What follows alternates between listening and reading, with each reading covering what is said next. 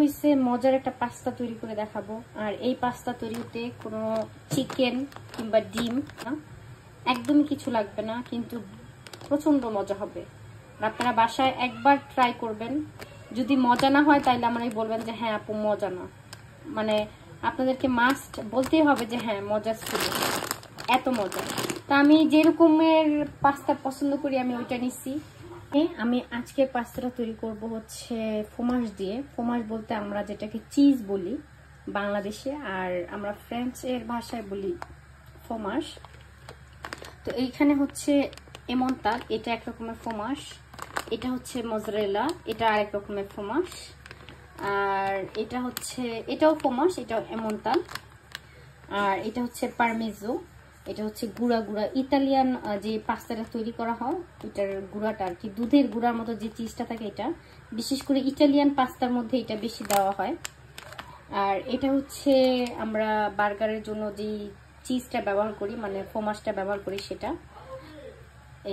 এই হচ্ছে সব ফ্রোমাজ। তো আমি সবগুলো একসাথে করে নিয়েছি। আর এখানে হচ্ছে পাস্তাটা সিদ্ধ করতে বসিয়ে দিয়েছি, এই যে পাস্তাটা সিদ্ধ হোক। তো এখন হচ্ছে আমি ফ্রাই প্যানের মধ্যে একটু বাটার দিয়ে দিচ্ছি, আর সাথে একটুখানি তেল দিব যেন বাটারটা পুড়ে না যায়। এবার দিয়ে দিব হচ্ছে রসুন কুচি, টমেটো কুচি।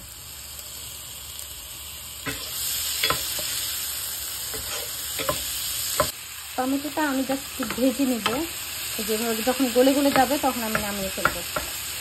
আর আমি কিন্তু কোনো মরিচের গুঁড়া কিংবা কাঁচা মরিচ কিছুই দিইনি, জাস্ট এইভাবে রান্না করব। এখন এই মিক্সচারটাকে আমি ব্লেন্ড করে নিব, জাস্ট একটু পানি দিয়েছি। এখন এটাকে আমি একটু ব্লেন্ড করে নিব। আমি যে মিক্সচারটা করেছি সেটা দিয়ে দিলাম এখানে। তো এই যে এক্সট্রা যে টমেটোর খোসাগুলো থাকবে এগুলো এইভাবেই এরকম থাকবে, এগুলো আমি ফেলে দিব। আর এই যে লিকুইডটা আমি এখন আরেকটুখানি বাটার দিয়ে দিচ্ছি, এটা গলে যাবে জাস্ট সুন্দর একটা স্মেলের জন্য।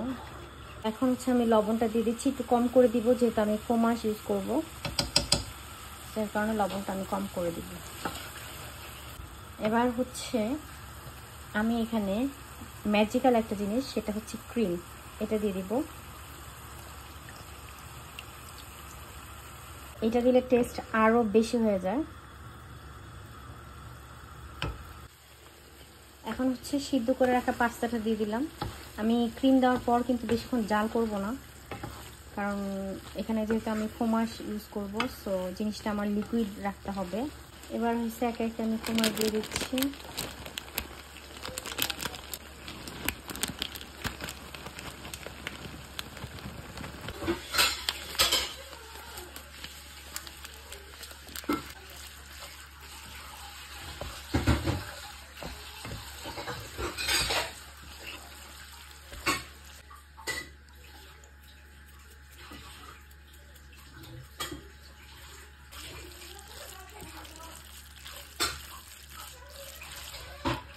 এই যে পাস্তাটা রেডি হয়ে গেছে। আমি এভাবে দেখতেই কত ইয়ামি লাগতেছে, তাই না? সো ভীষণ মজা এই পাস্তাটা। সবাই ভালো থাকবেন। আসসালামু আলাইকুম।